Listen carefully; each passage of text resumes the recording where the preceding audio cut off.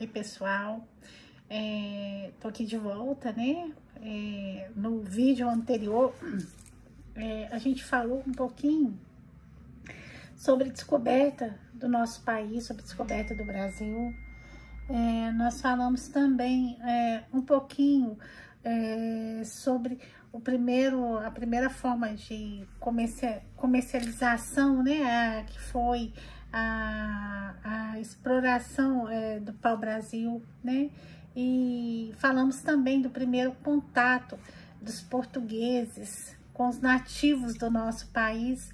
E hoje, nesse vídeo de hoje, nós vamos falar um pouquinho sobre a colonização, como que se deu início a colonizar do nosso país, né, do Brasil.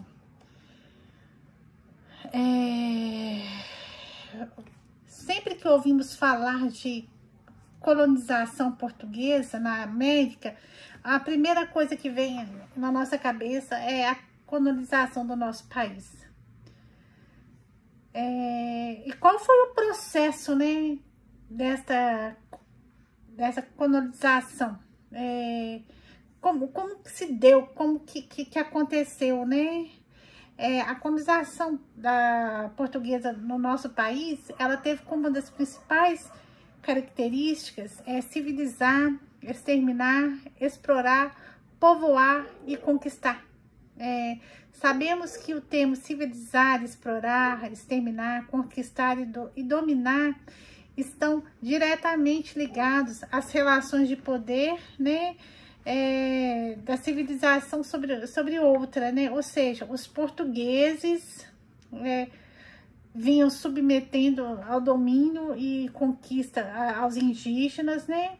Porque a nossa terra já era povoada pelos indígenas. Então, os portugueses, eles chegam e dominam, né? Querem dominar e querem ter o domínio sobre o povo nativo do nosso país.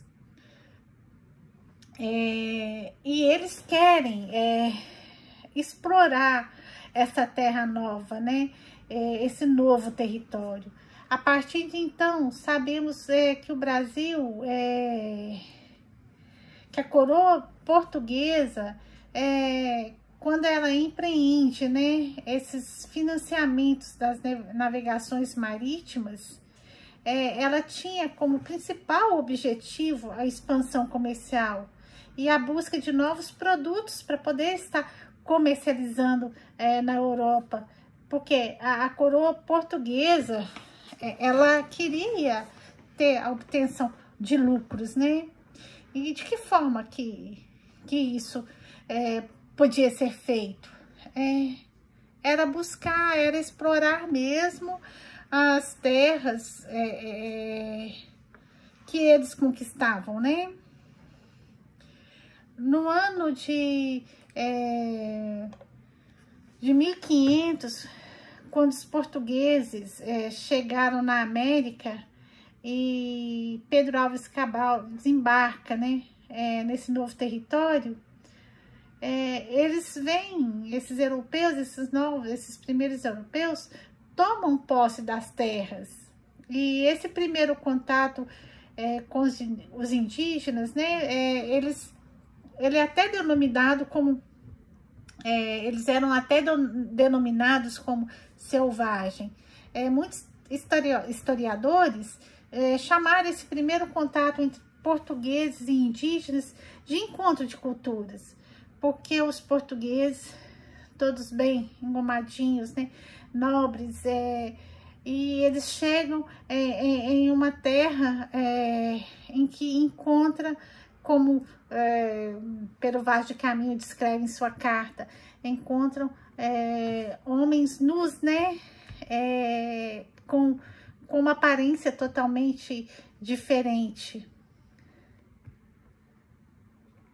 E com isto, com esse encontro, percebemos que há o início de um processo de colonização e até mesmo um desencontro de culturas, começando então o extermínio dos indígenas, tanto por meio de conflitos entre portugueses, entre eles e os portugueses, até mesmo pelas doenças trazidas pelos europeus para essa nova terra, né? Para esse novo povo, né? Como, por exemplo, a gripe, a sífilis, né? E entre 1500 a 1530, os portugueses efetivaram poucos empreendimentos nesse território novo conquistado.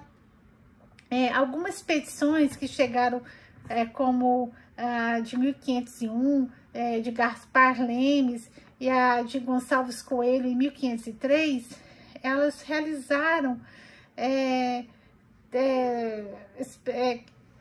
para conhecer, né, e nomear algumas localidades no litoral e confirmar também a existência de produtos que pudessem ser comercializados, né, e acaba descobrindo o pau-brasil.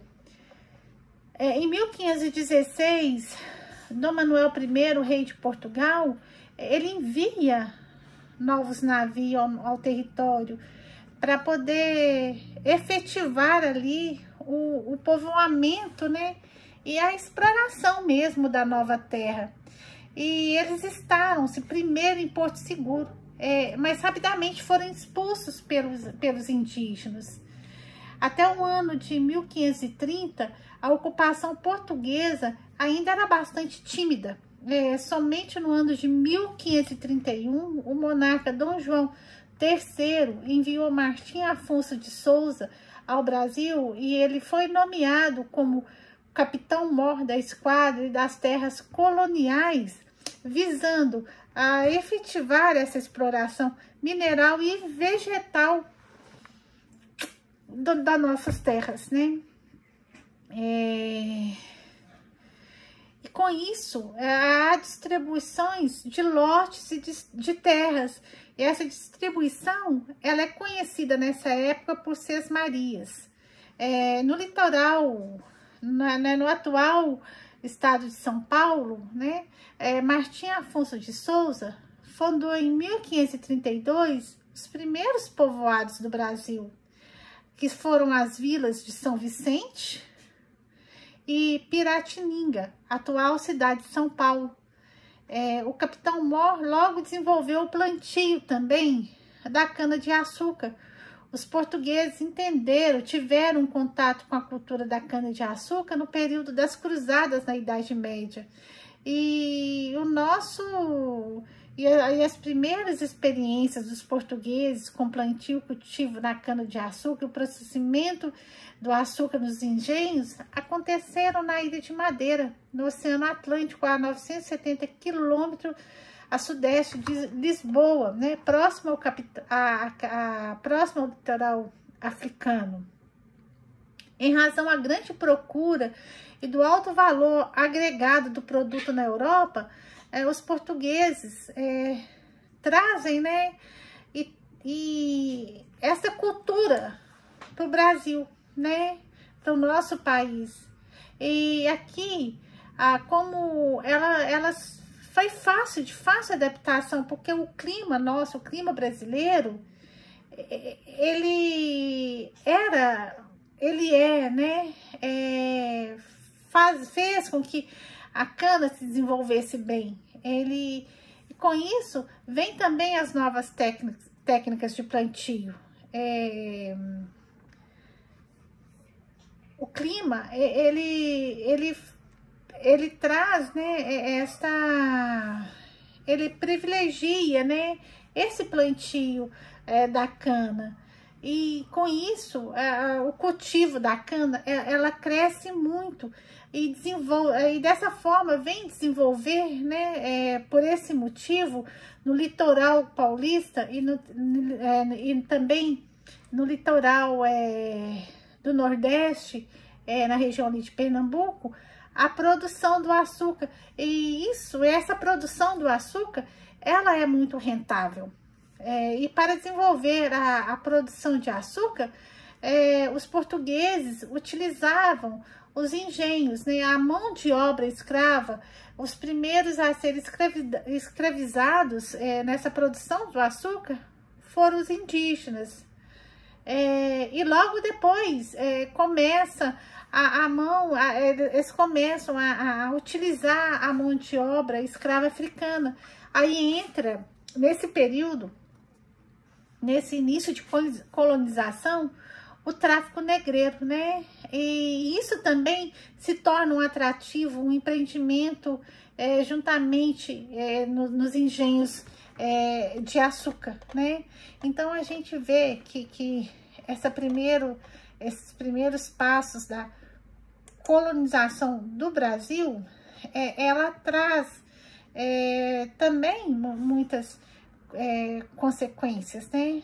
Essa expansão territorial, né, do nosso país, né, essa colonização que se dá, né, pelos primeiros povoamentos da cidade, a colonização e o plantio da cana-de-açúcar, ela vem de uma forma assim que traz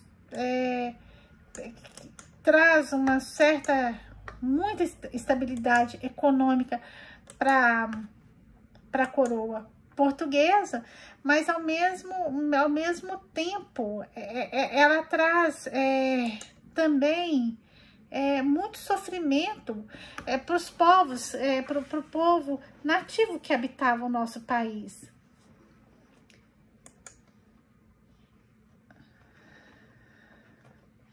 E com isso, né, gente, com esse início da colonização, várias expedições foram enviadas para Portugal, visando conhecer toda a nossa costa e também, como eles percebem que o Brasil já começava ali a ter uma certa rentabilidade para eles, eles enviam essas expedições para combater os piratas e também para combater comerciantes. Martim Afonso de Souza foi um dos que foi enviado para combater a pirataria francesa, da forma que ele se instalou em São Vicente, a primeira povoação dotada de um engenho para a produção de açúcar. Para colonizar o Brasil e garantir a posse da terra, em 1534, a coroa dividiu o território em 15 capitanias hereditárias, e eram imensos lotes de terra que se estendia do litoral até o limite estabelecido, né, pelo Tratado de Tordesilhas. O que é o Tratado de Tordesilhas? O Tratado de Tordesilhas foi um acordo entre o rei de Portugal e o rei de Castela, né? Ele foi celebrado em 7 de junho de 1494 na cidade de Tordesilhas, na Espanha.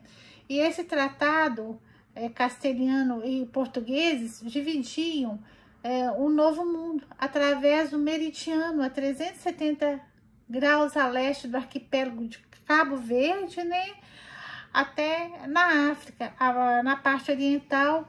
A parte oriental pertenceria a Portugal e a parte ocidental a Espanha.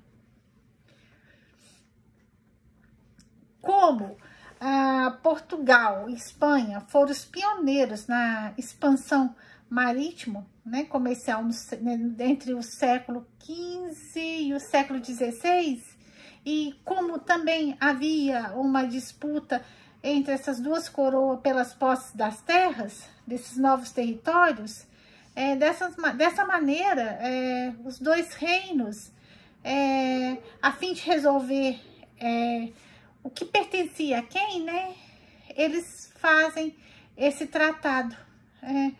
E esse primeiro tratado foi um dos primeiros tratados que traçava um paralelo a partir das Ilhas Canárias, né? As regiões descobertas ao norte de Castelo e ao sul de Portugal. Também foi o Tratado de Alcachovas em 1479. No entanto, essa perspectiva mudou, né, com a chegada de Cristóvão Colombo à América em 1492. Por isso foram assinadas a bula intercontinental Quetera em 1493 e o Tratado de Tordesilhas em 1494, que substituíam um paralelo por um meridiano. O Tratado de Tordesilhas estendia as terras estabelecidas pela bula de Intercatera à diplomacia portuguesa. E a diplomacia portuguesa, ela conseguiu que o limite do meridiano fosse aumentado de 100 para 370 léguas, né, do Cabo Verde na África. Durante o Tratado de Tordesilhas, países como França, Holanda e Inglaterra questionaram a divisão das terras entre Castelas e Portugal. Dessa maneira, armaram expedições para atacar os territórios já ocupados pelos portugueses e pelos espanhóis. E o fim do Tratado de Tordesilhas, ele foi estabelecido e caiu em desuso quando houve a União Ibérica, em 1580 a 1640. Nesse momento, tanto Portugal como as suas possessões passaram a fazer parte da coroa espanhola. Os colonos portugueses não precisavam ficar somente na costa e começaram assim a aventurar no interior do território. Com essa expansão, foi necessário refazer, né, os limites das coroas, das colônias americanas entre os dois países, que aconteceu através do Tratado de Madrid em 1750. Bom, gente, quais são as consequências do Tratado de Tordesilhas? Com o Tratado de Tordesilhas, os portugueses garantiam para si as partes das terras americanas do hemisfério sul. Aliás, a inexistência da parte do rei Dom João II em rever a bula Interquetera, para alguns historiadores, é apontado como a prova de que os portugueses sabiam que já haviam terras nessas regiões. Por isso, a expedição de Pedro Álvares Cabral, em 1500, teria a missão de confirmar se essa suposição era verdadeira ou não. Tem algumas curiosidades sobre o Tratado, né, de Tordesilhas. Na atual configuração do Brasil, a linha de Tordesilhas, ela passaria de Belém, né, no Pará, à cidade de Laguna, em Santa Catarina, considerando que uma légua marítima tinha 5,5 quilômetros, a linha do Tratado de Tordesilhas estaria a 2.035 quilômetros de Cabo Verde. Então, gente, esse então o Tratado de Tordesilhas que precisou, né, ser estabelecido, né, para que se fizessem a divisão das terras conquistadas. Voltando lá, né, nas capitanias hereditárias, o que são as capitanias hereditárias? Foi um sistema administrativo implantado pela coroa portuguesa no Brasil em 1534, e como o território brasileiro pertencia a Portugal, ele foi dividido em faixas de terras e concedidas a nobres de confiança do rei Dom João III entre 1502 e 1557. E essas poderiam ser, né, essas capitanias poderiam ser passadas de pai para filho, e por isso foram chamadas de hereditárias. Os principais objetivos era que se povoasse a colônia e dividir a administração, que se dividisse também a administração dessa nova terra. As capitanias hereditárias tiveram uma vida curta e foram abolidas 16 anos após a sua criação. Após a descoberta das terras do leste do Tratado de Tordesilhas em 1500, o foco da coroa portuguesa na sua colônia América Portuguesa era a extração de recursos da terra, como o pau-brasil e tantas outras, né? E isso devia ao fato de não terem sido ainda encontrados metais preciosos, como foi o caso dos espanhóis nas suas possessões. O sistema de capitanias hereditárias foi implantado a partir da expedição de Martim Afonso de Souza, e os portugueses tiveram receio de perderem suas terras, das terras conquistadas por eles, né? Já que os europeus negociavam com indígenas e buscavam se fixar ali. Portanto, a coroa portuguesa imediatamente adota medidas para povoar essa nova colônia. Dessa forma, evitaria possíveis ataques e invasões. O sistema de capitania havia sido implantado pelos portugueses na Ilha da Madeira, nos arquipélagos de Açores e de Cabo Verde. E assim ficou estabelecida a criação dessas capitanias e seus donatários, uma vez que receberiam mais de uma porção de terra. As capitanias de Maranhão e São Vicente foram divididas entre duas porções. E como que fica essas capitanias?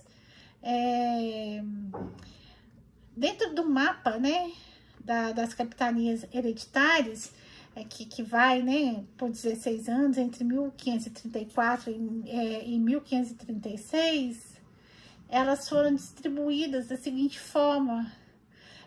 O Maranhão 1 fica com Abro de Diego Leite, o Maranhão 2, que é o Cabo de Todos os Santos, Rio da Cruz, Piauí, Ceará, Angra dos Seis, Rio Grande do Norte, Rio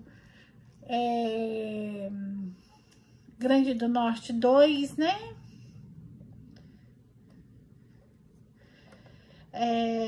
E a capitania 2 fica na Bahia da Tradição, Itamaracá, né? A 3 fica em Pernambuco, Rio de Santa Cruz. A 4 fica na Bahia, seria a Bahia, né? Sul da Bahia de Todos os Santos. Ilhéus, que é separado por Rio Pardos. Porto Seguro, né? Rio de Mucuri.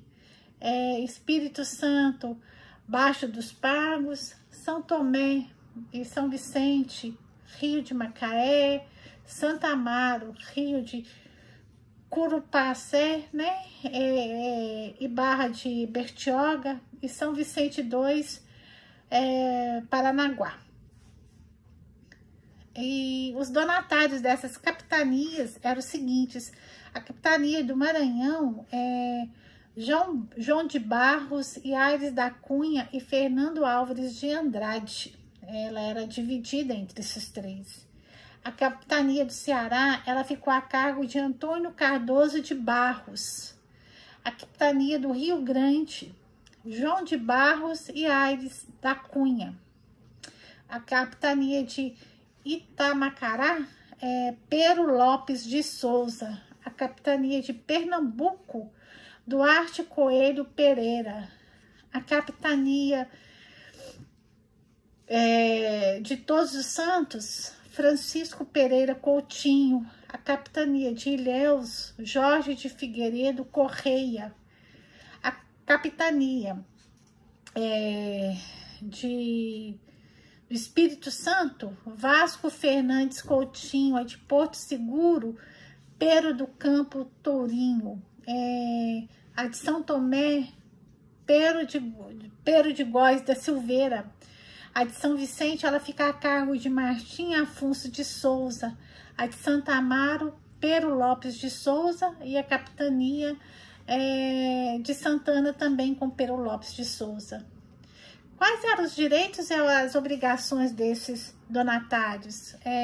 O rei Dom João III concedeu as terras para esses nobres de confiança, né?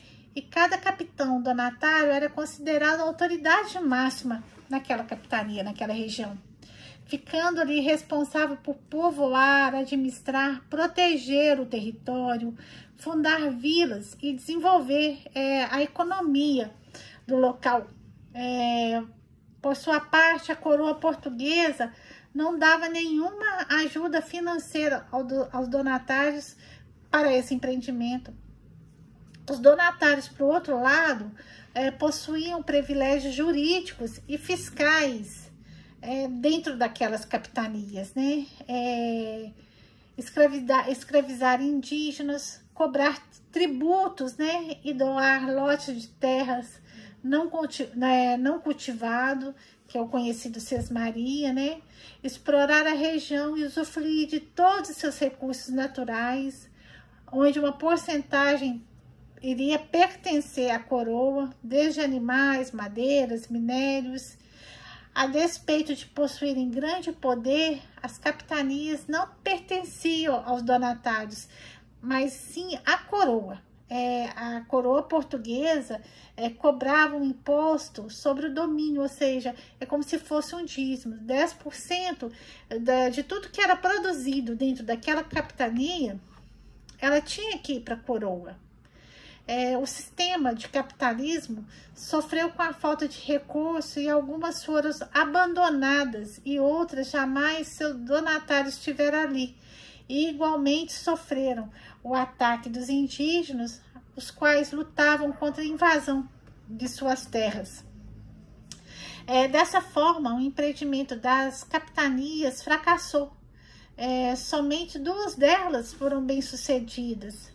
A capitania de Pernambuco, né, que era liderada por Duarte Coelho, e ele foi responsável por introduzir nas terras o cultivo da cana-de-açúcar, né, e a capitania de São Vicente, que foi comandada por Martim Afonso de Souza, graças ao tráfico de indígenas que realizavam naquelas terras. Após a inviabilidade, né, financeira que aquelas capitanias elas não geravam, a colônia passou por uma reforma administrativa e foi constituído o governo geral. Algumas curiosidades que a gente pode falar sobre essas capitanias. Essas capitanias, elas impulsionaram o crescimento das vilas, que aos poucos se transformaram em províncias e mais tarde até se constituíram em alguns estados brasileiros. A herança do sistema das capitanias hereditárias pode ser sentida até hoje através do coronelismo e das famílias que seguem mantendo o poder em certos estados. Martim Afonso de Souza permaneceu pouco tempo em sua capitania, pois foi deslocado para ocupar um posto nas Índias, e quem administrou a terra foi sua esposa, Ana Pimentel. Então, gente, aí a gente também está conhecendo um pouco da colonização do nosso país, né, através das capitanias hereditárias. E terminando essa capitania hereditária, a gente entra ali no governo geral. O que era o governo geral? O sistema do governo geral, ele foi criado em 1548 pela coroa com o objetivo de organizar a administração da colônia. O primeiro governador, né, foi Tomé de Souza, e ele governou, né, entre 1549 a 1553. Ele recebeu do governo português um conjunto de leis para serem aplicadas nessas colônias, desculpa. E essas determinavam as funções administrativa, judicial, militar e tributária do governo geral. O segundo governador geral da colônia foi Duarte Costa, que ficou entre 1553 e 1558. E o terceiro, Mendes Sá, ele lidera entre 1558 a 1572. Em 1572, né, quando Mendes Sá morre, né, o seu sucessor, Dom Luiz de Vasconcelos, quem vai ser sucessor dele é Dom Luiz de Vasconcelos. Aí o governo português dividiu o Brasil em dois governos, cuja unificação só voltou em 1578. O governo do Norte, com sede em Salvador, e o governo do Sul, com sede no Rio de Janeiro. Em 1580, as duas colônias, inclusive o Brasil, ficam sob o domínio da Espanha, situação que perdurou até 1640 e é conhecido como a Unificação Ibérica. Em 1621, ainda sob o domínio espanhol, o Brasil foi novamente dividido em dois novos estados, o estado do Maranhão e o estado do Brasil. Essa divisão durou até 1774, quando o Marquês de Pombal decretou a formação, decretou a unificação.